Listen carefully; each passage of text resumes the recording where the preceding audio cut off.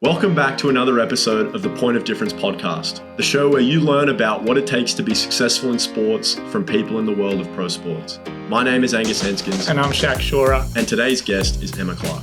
Emma, one of Australia's youngest vets, currently playing for the Sydney Flames and also representing Australia in 3x3. We get to hear a lot about her experiences, what it's been like, and the journey that she's currently on. So after this, Emma Clarke. Emma Clarke, welcome to the Point of Difference podcast. Thank you for having me. Lovely to be here. No worries. I want to start from sort of the thing that most hits me when I think about you as a player, and that's that you're 24. Yeah. 24 years old, and it's your fifth year in the WNBL. We've had Tyler Robertson on the show, who's the same age as you, and he's a rookie. Yeah. And so you're sort of like a super young veteran in the WNBL. Yeah. How do you manage that sort of, you have to be a bit of a role model, a bit of a mentor, because I know you have a lot of younger players. How do you balance that with also being, a young player yourself? Yeah, no, it is crazy because like seeing people coming back from college like Tyler and like other girls in the WNBL, and I'm like, oh, we're actually the same age, but it's my fifth year, like exactly what you said. But yeah, no, I think I've had the luxury of being around some really experienced veterans. Like, I've played with Sammy Whitcomb and some really high level imports, Kayla George, obviously with the Flames. And yeah, I just think like learning off them every day. And I think I'm like the eldest Flame at the moment, like being my like third year. So, I think just like learning things as we go throughout the season, and just trying to give encouragement to the younger girls and give them input and, all those things about things that maybe I needed when I was like their age. So, it is pretty crazy to think about though. So being the rookie and the vet at the same time, what do the responsibilities look like? How do you get treated? Do you feel like more of a vet or more of a rook sometimes? I don't know. I feel like I'm in two minds, but I feel like the way that I would probably show like my experience would just be through like how I carry myself and just my work ethic and things like that. Like I definitely think I am vocal at times, but then, when you have the likes of Kayla and like Loz Nicholson, like of last year and stuff, like they're definitely more the leaders in that kind of sense. But I don't know. I feel like this year I would say I'm in the middle, but I do feel probably a little bit like a veteran, definitely not a rookie. But it's cool. Well, when I think about this, I think about Angus Glover and how he was in a pretty similar situation, playing so many years as a DP, and then when he was with us, he was a super, super young 6th year player or 7th year player. And one of the things that you sort of hope to get from a veteran is different perspectives, and you've seen things so you can help other people prepare for things, and you've had sort of your share of adversity through injuries. In that sort of vein of being able to see around corners and experience things that other people experience, how do you stay focused through or stay motivated through those sorts of adversities, and how do you help other people feel the same way? Yeah, I definitely have been hit with the injury stick the last 12 months. Like obviously leaving Sydney like with my stress fracture, and I had a concussion in the off season and a quad injury at the start of this season, and then my knee, like it has been like kind of one thing after another. But I would say I have learnt a lot and grown a lot, like individually, and just how I approach my everyday. I think like I say I'm a perfectionist in most things that I do or strive to be, and you can get caught up in the outcome a lot of the time. But I feel like just focusing, each day what you can control, and just really being in the present and being grateful to just be around the group that you're around, the team. Like, I'm a professional athlete living in Sydney, like on a podcast with you guys. Like, I mean, that's a cool life, So just being grateful for those things, and if a younger girl on the team like were to get hurt, I would just try to tell her to just stay in the moment and crush your rehab, and it's just a moment in time really, and the career that you're going to have is going to be so much longer than what it feels like in the moment. Like I look back to my stress fracture, and when that first got diagnosed, I was like, oh, this is the end of the world, like it's not what I want, like it's not going to plan or go, my off season's not going to go how I wanted it to go, but just still rocking up every day and just putting my best foot forward, and yeah, I know. Obviously, like I said, like the amount of injuries I've had, but it's become easier, I feel like, each time, and yeah, it just refocuses me, and yeah. Can you share with us what the day-to-day actually looks like? You know, we never hear about these things. You hear about all the success and everything that goes, the pros of being a pro. Yeah. But, like, what does that look like on a day-to-day basis, rehabbing and still being a part of the team, and how do you find your feet still making an impact? Yeah, well, that's a really good question, because I feel like a lot of people think that when you're injured, you actually have less responsibility. But I feel like it is the complete opposite. Like, you know, I'm having to go to bed early. Like, I'm waking up, like, I start my day, like, with, you know, gratitude, and I'm doing my affirmations. Shout out Renee. I've just started doing it. But, yeah, no, and then I have to get to the gym early because I got to get treatment from the physios, and then I have to do my workout separately, either before or after practice, and I have to be locked in at practice the whole time and, you know, being engaged that way. And then, yeah, I'm not leaving till, you know, sometimes an hour and a half, 2 hours after. And, yeah, it is a grind, but like I love it, and you know I'm obviously doing the rehab so I can get back on the court, so it's not it's not like a big challenge for me, but yeah, it is a lot more than you have to and the think about. follow-up question to that is like, and I remember I had called one of the players I coach in college the other day, and it's like being like having a process mindset versus an outcome mindset, and it's like being injured would probably be a massive key to be in that process rather than think ahead, and it's like, oh, it's so far away, or oh, I don't know what like shape I'm going to be in. Talk to us a bit about that. Like, what does a process look like, feel like? Yeah, I guess because like every athlete, right, just has a goal. Like we're all, I feel like, goal oriented. Like as much as you want to live in the day, like we're always striving for something, and you know you're working towards the next contract or the next team that you want to make. But yeah, I would just say you're just staying in the moment. Like for me, I have this like mantra that I'm trying to live by, is like you're acting as if. So you're acting as if, even if you are injured, that you're doing everything you can to be back on the court. Like you can fall into a slump maybe of, oh, I'm not on the court, so you know I can stay up late, I can go to bed, I can eat what I want, you know, all those kind of things. But you need to be acting as if you're already what you want to be. So you're just waiting for like reality to catch up. But I do really think that it is a big mindset thing, and yeah, having the process for your rehab, knowing what you're doing day in, day out, so you have that plan, and yeah, just having trust in medical staff, and yeah, being confident.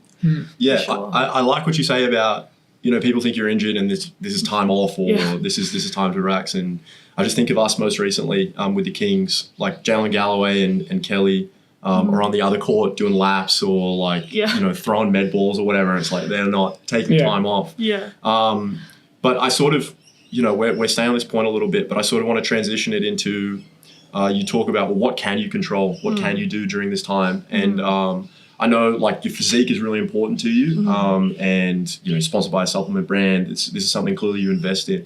Do you think that is born out of what can I control? Or do you think that's also something that just separately is an important thing for you?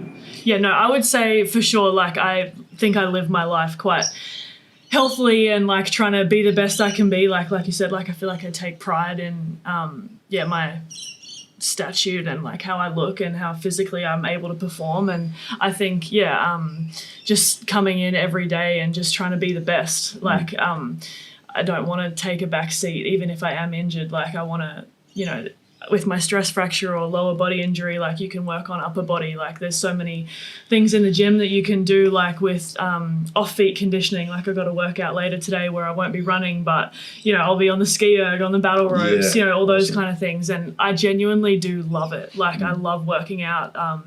My teammates laugh at me all the time. Like I just love being in the gym. Like I love getting extras in, and I just love being active and fit and That's great. Healthy.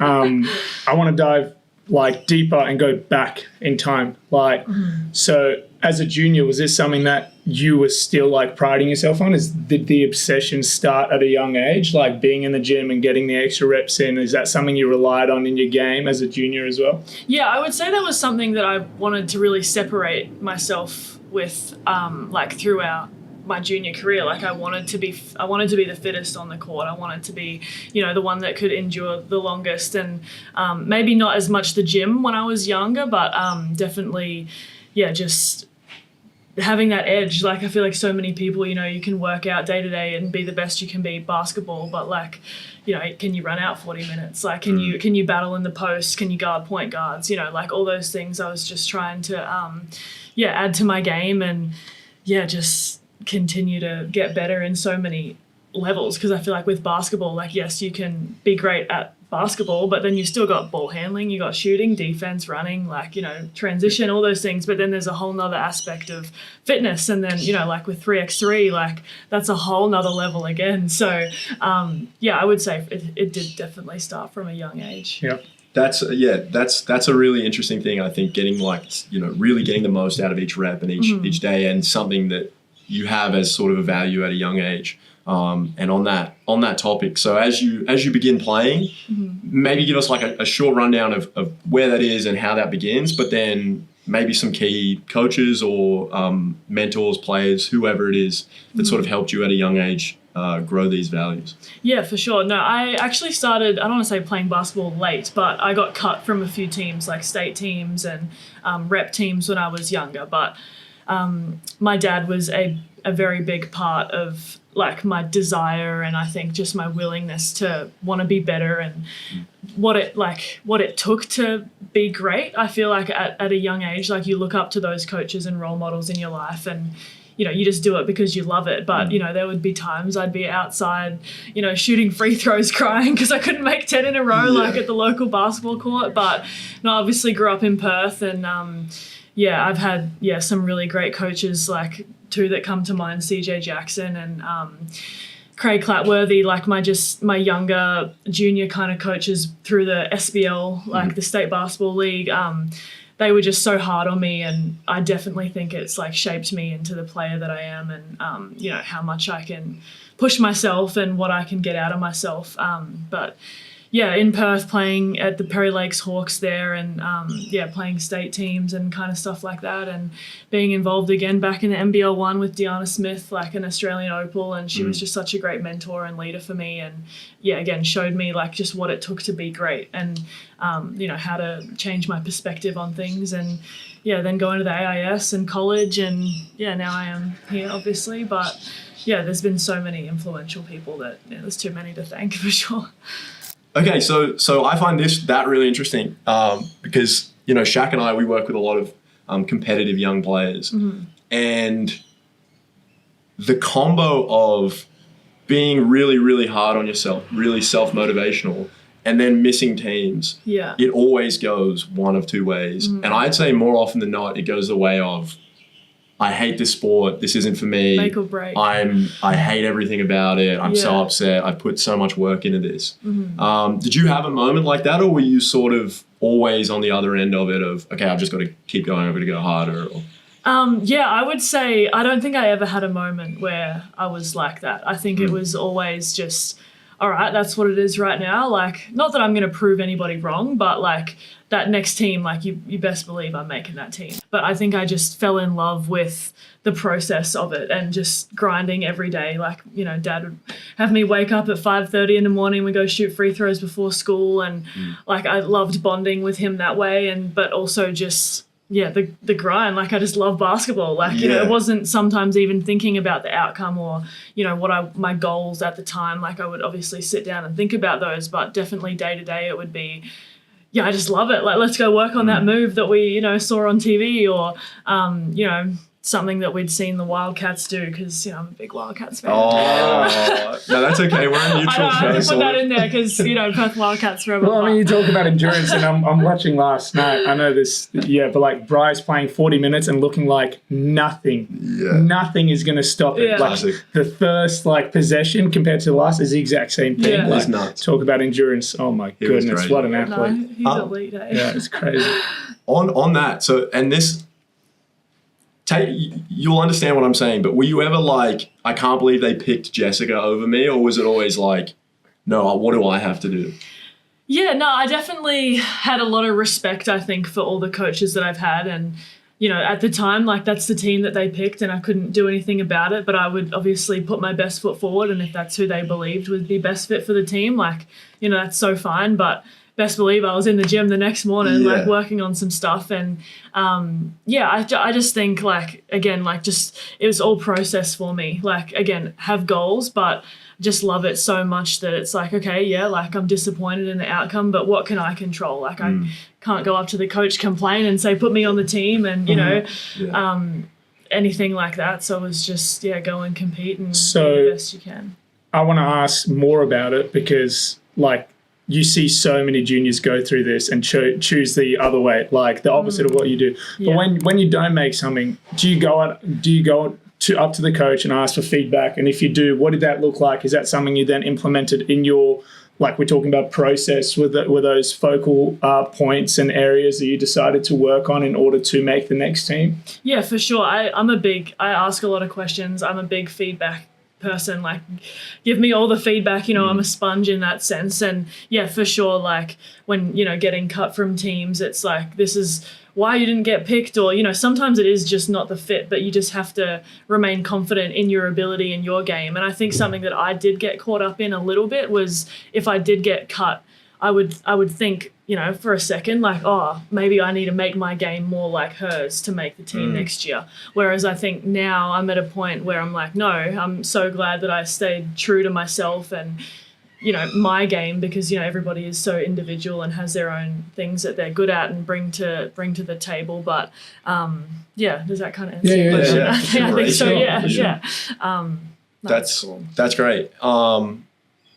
Is high school basketball important in West Australia? Is it a big deal? Not at all. Nah. Fantastic. I don't even think we had a high school basketball team. Really? I think they do now. I went to Churchland Senior High School, just a public school. That's probably why, I think, because it is in private schools. But it was crazy, like my high school journey from, you know, I don't even know what, 13 you're in high school to 16, 17. Like I'd be, waking up early, going to school, getting all that stuff in, like class and all that, and then rushing home, getting changed. Then I'd have to study for a few hours, and then I'd go to training. Like with SBL training, like we wouldn't finish till 9:30 at night, and by the time I get home, I'm up at, you know, doing the NITP, like the state performance program. But something I will say on that is, like, it is so important to not say yes to everything.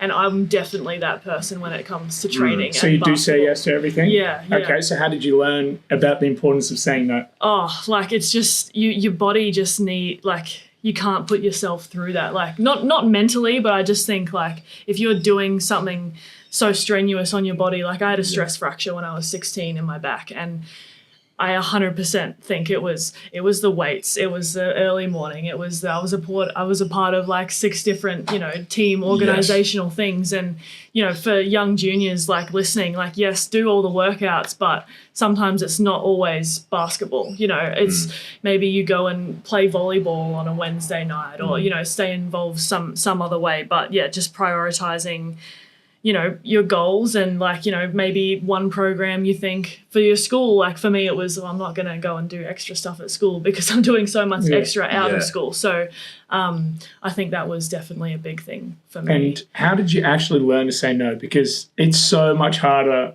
than it seems, because you don't want to disappoint anyone. And especially like being a high level like athlete, and when you perform at a high, like, you know, you get results and everybody wants a piece of you, and you don't want to disappoint anyone. How do you actually say no? Because there's so many athletes I can think of straight away that pop into my head that it's like, damn, if you just said no to this one thing, you probably wouldn't be in a boot race or whatever it is, you know, like what does it actually look like to say no?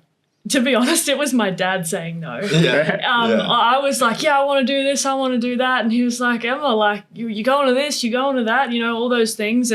But again, he had been like, had a sporting background. And I think, you know, as much as you love your parents, and sometimes you're like, oh, Dad, come on. Like, what do you mean? Let me go and compete at this stupid, like, you know, athletic tournament, like, or this swimming competition, like, you know, like, I didn't need to be there, but you still need to be a kid, right? And you need to, you know, involve and do all those things, or go do the, you know, inter-school carnival, like, whatever. You have to do it, but at the same time, it was like, you know, looking at the schedule and, you know, optimizing as much as we could, but then also like how important recovery is, which I feel like for juniors maybe it is more spoken about now, but like for somebody when I was going through it, it was just, yep, next thing.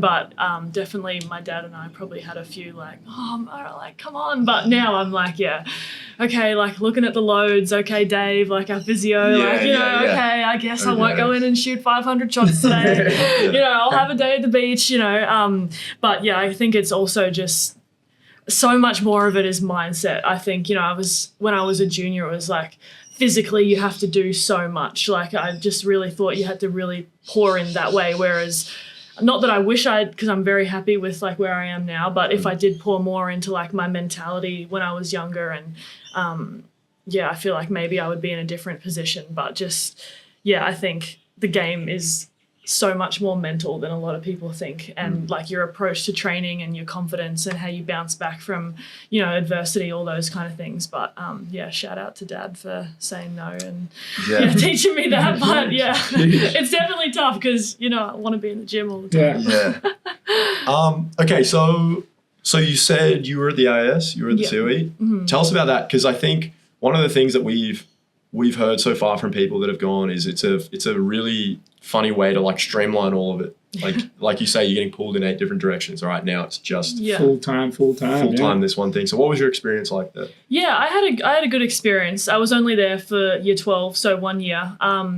But it was definitely, I think when I got there, like big fish. Like like it being from WA, like I definitely wasn't, I think, the best junior like going up. Like there was definitely some really great talent, but obviously having that opportunity to go there, and I was like, everyone is really good. And I think that's where I had a little bit of probably self-doubt because I would always just attack everything that I was like, like I'm the best shooter here, like I'm the best on the court right now, or I could lock anybody up, or whatever it was. But going there and it was a bit like, well, like these people are really good, and like I'm obviously really privileged to be training and playing against them. Like Ezzy Magbiga was like one of my teammates there, and Zatina Akuzo, like the amount of people that we had coming in and out, and Jazz Shelley now, she's had her stint in the WNBA and all those things, and it's just so awesome. But I do think it elevated my game because I was training and playing against the best in the country every day,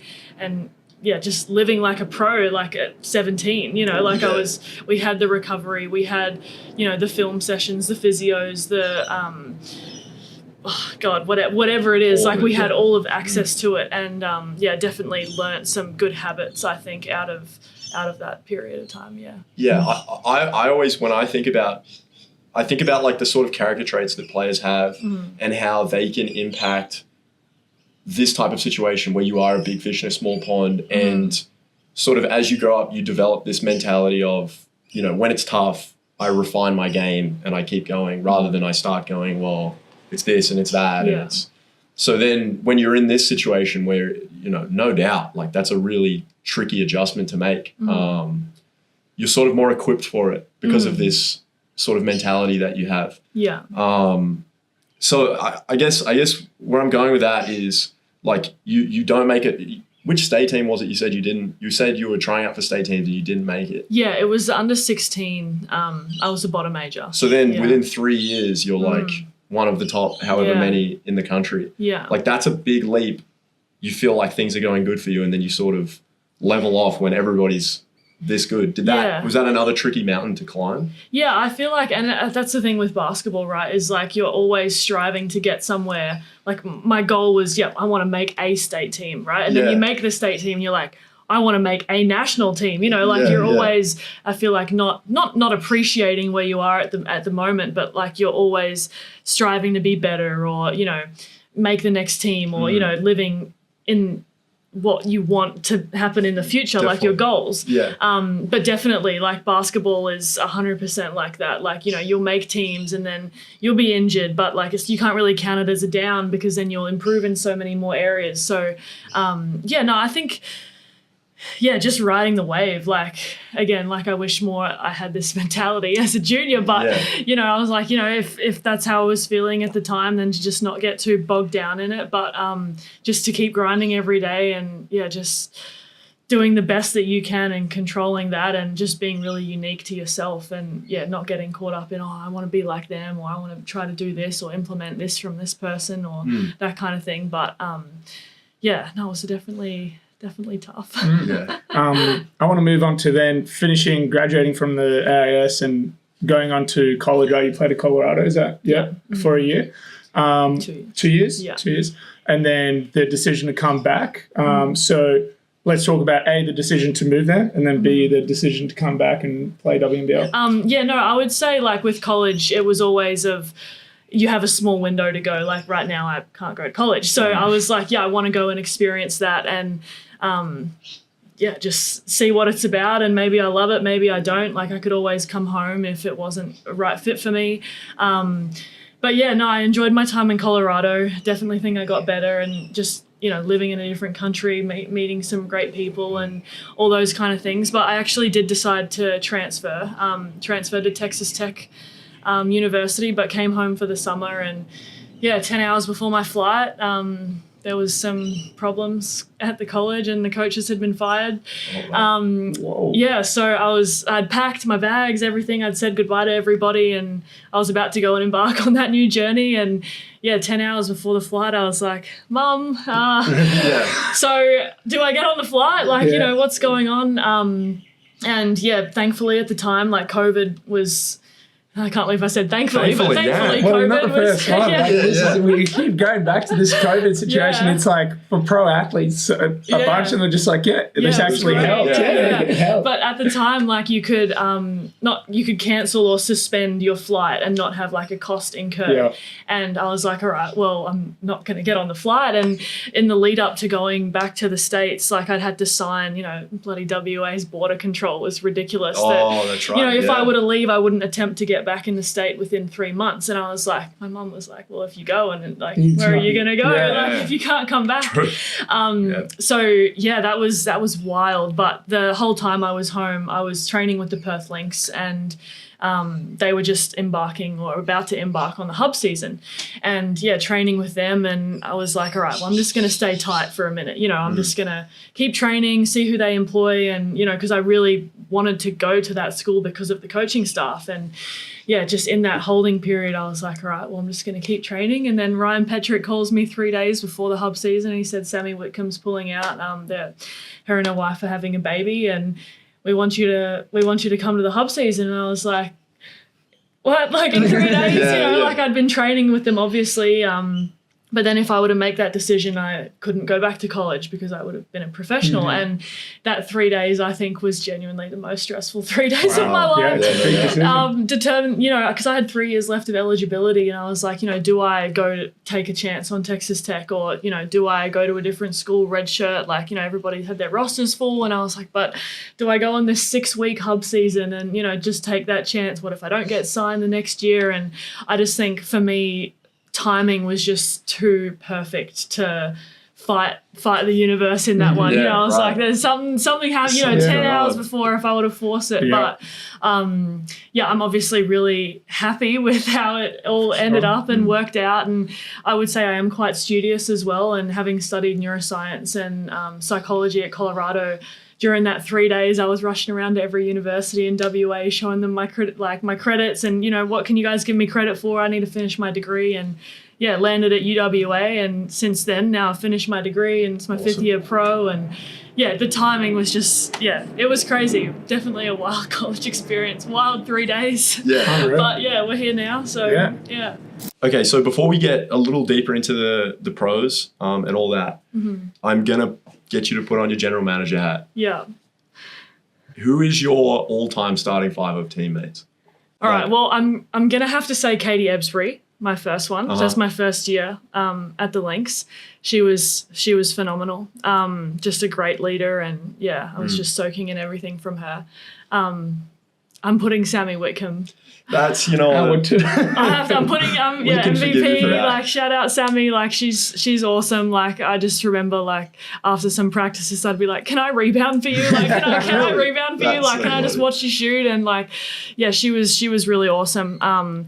So definitely Sammy. I'm gonna put Marina Mabry in there too. I played with her at the Lynx in that same year with Sammy, and she was awesome. Like I have nothing but great things to say about Marina. Like that she would help me in practice, if she would, because I would guard her and Sammy a lot of the time, and Jackie Young, and she'd be like, oh, if you jump this way, or like she'd be coaching me in Yeah. practice, and I'd be so grateful for it. And obviously also just she's just such a killer. Like just the way she competes was just so awesome to be around. But also off the court, like we had a lot of really great like mindset chats and like how to books that we're reading, podcasts and all that. So definitely her. So I got Katie, you got Sammy, you got Marina. I have to put Kayla in there. Yeah. Kayla George, Another for great sure. answer. Yeah. No, Kayla's awesome. She's just such a great leader, and she's just so fun to be around. Like, she's just great vibes for the team. And just a phenomenal player, obviously. I'm also going to put Darcy Garvin in there. I think Darcy, again, that year with the Lynx, she was phenomenal. Like, again, so great to be around, and just her journey as well, like being from WA and, going overseas and competing and holding everybody to a really high standard. I think like she can, come across as like white line fever sometimes, but I just think like I learned so much from her, and again, she's really great off the court, but really competes in practice and can bring the best out of people for sure. That's probably the best team. Yeah. That's probably the best You team did anyone's extremely put well, together. like, Yes. well thought out. Everyone Yeah. can shoot. Yeah, there's so many shooters people I probably everywhere. left out, which No, that's right. We don't talk about that. That's okay. You can apologize to them off camera, but no, that's a very good team. Usually they have like one. Oh, in under 14s, Rob, he could dog the ball. But no, that's great. So we're giving Kayla Jordan. I get it. Fair enough. Okay, so many. You're at the great- Lynx. Yeah. And you go to the Hub. Can you talk to us a little bit about that year? Because I know that year was a bit weird and different. Sort of as your rookie year as well, to be thrown into that. Yeah, I mean, definitely not how I thought it was going to go. I mean, just, preparing for college and just being that training player, coming running around and making up a number, but also just like, I'm going to shoot this shot. Like, I was on the practice, I was on like the, red shirt team, Squad, So, definitely was not in a mindset to go and play a season because I was going to redshirt going to Texas Tech. So I wasn't going to be playing for a while. And then, having like that 3 days of like, all right, no, we're about to play. Like, you need to remember all those plays, the scouts, the defensive, all those things. So, it was a good challenge for me. I think I was like, just a whole shift in mentality, and like I was playing minutes too. Like I was not just going to go be the 10th man. Like I was actually playing. So, which was really cool. But no, it was a good year. It was definitely like, a hub season. So it didn't even feel like a year, like here were, 6 months of the year, and that was just 6 weeks, which was pretty crazy. Like, not that I feel like it wasn't my first year. Like it feels like the second year was more of like my first year, and that was just a bit of like a taste of it. But it was still my first one in the books. But it was really cool. And obviously like being a Perth local, like being able to represent the club, like that's just something that you always like, as a junior, I've always watched the WNBL and always wanted to put a Perth Lynx jersey on, and having that ability was just it was a surreal moment. I see like Tom Jeremish playing for them now, and it's that same sort of thing. It's like whenever he checks in, and that, especially at home, you can feel it through the screen. Like people are clearly really proud to represent Perth. Yeah. And I'm not implying that had anything to do with your move. That's just how these questions are going. You then moved to Sydney. Yes. Yes. Sort of what was that process like? Because I know like there's so many factors at play. Or potential factors at play. What do you think, most was the reason for moving on? Yeah, I mean, 2 years at Perth, like, and being like that junior, I think it was just time for me to like step out and go and experience somewhere new and just kind of make more of a name for myself. I think, people that can, stay in their hometown, like they can get caught up or, not pigeonholed, but like they're just the kid, definitely. Like they're just that role player. And I obviously have big basketball aspirations. And at that time, I thought what was best was to go and explore somewhere new, and landed in Sydney, and I was really happy with the move, and I think I had a good first year, and it's just the nature of sport, I guess. Like you just can't get too I guess, attached to one team because, you could be moving, whether it's your choice or not. But yeah, obviously really grateful for my time in Perth, and yeah, who knows, like could end up back there one day, and yeah, still love the organisation, everything. But yeah, just at that time it was, a decision that I thought would be best for my career. And in terms of role, did anything change? Kind of like you developing as a player, as a person? You mentioned that you don't want to stay complacent. What does that look like now for the Flames over the last couple? Yeah, I mean, my last year with Perth, like I was competing with Sammy Whitcomb, like Jackie Young, like Marina Mabry, day in, day out. Like there's not many minutes left to really play when those girls are on your team. And again, learning so much from them, but, coming to Sydney, I guess adapting or like, taking on a bigger role was really cool. And then, just from, day one being here in Sydney to where I am now, obviously with the injury, but just my role and how that's like expanded and, where I'm at, I'm obviously really grateful for. And I just hope that trend just keeps on going up. And like I love Sydney. It's like my second home. Awesome. Awesome. And we talk about you being the most experienced 24-year-old in the world.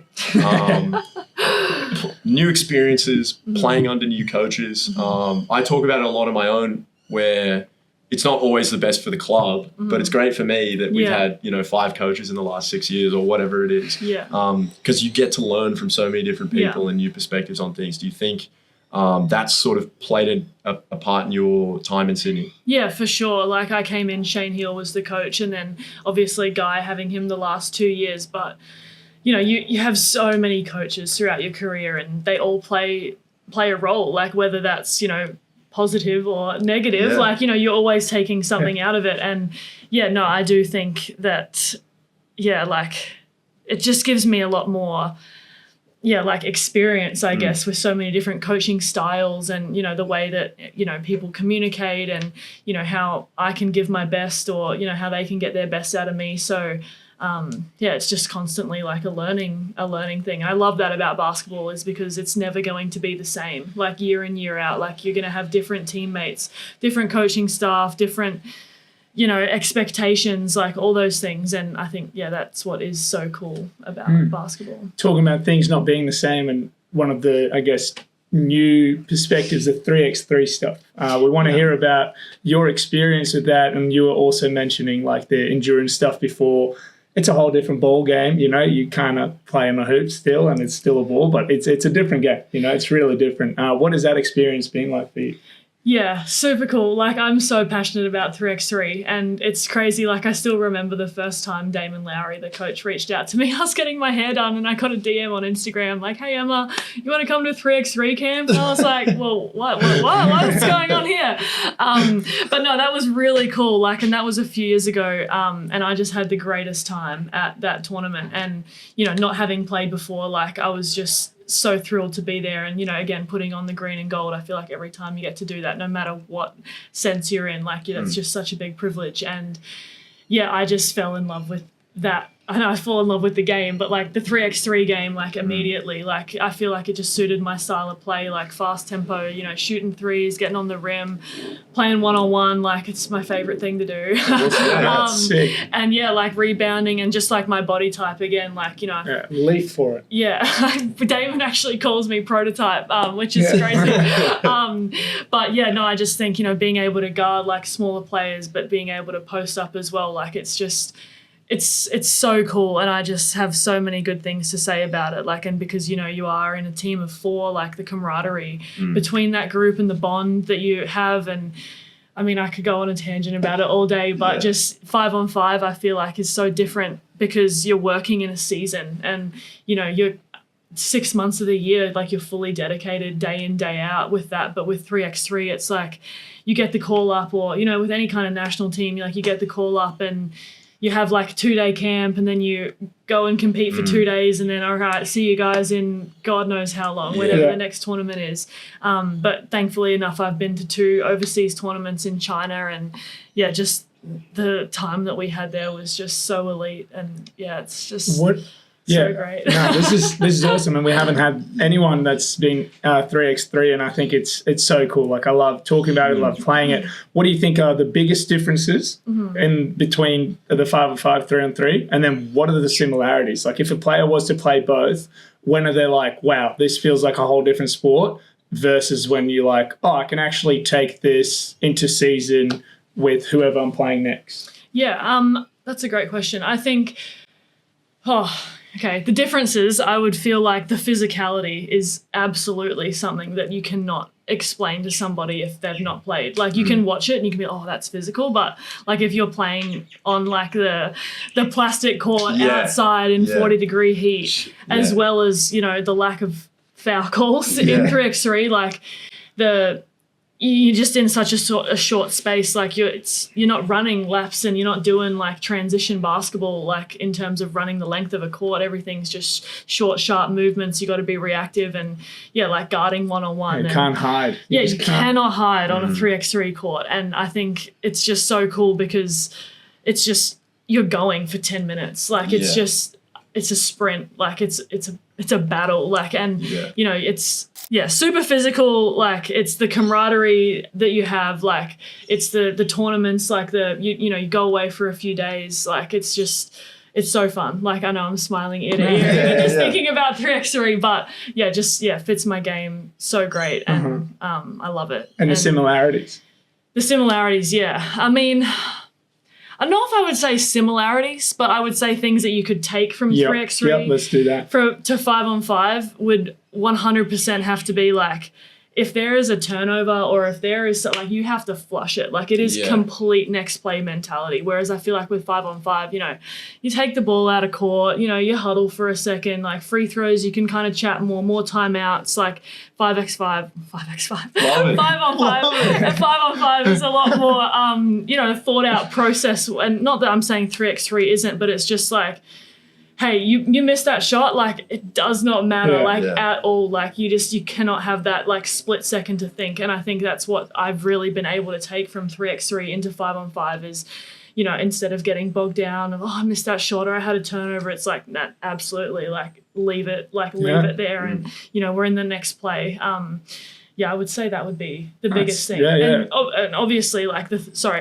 jumping back to like the differences, like how fit you have to be for 3x3, and just like your body type, and just like I said, being a 10-minute sprint and playing in 40-degree heat outdoors, like, it's just a whole different ball game. Like, it's basketball, but it's just a whole different beast. Yes.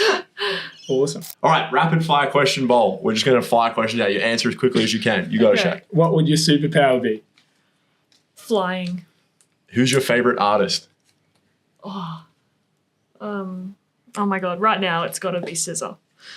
Coffee order. A mocha.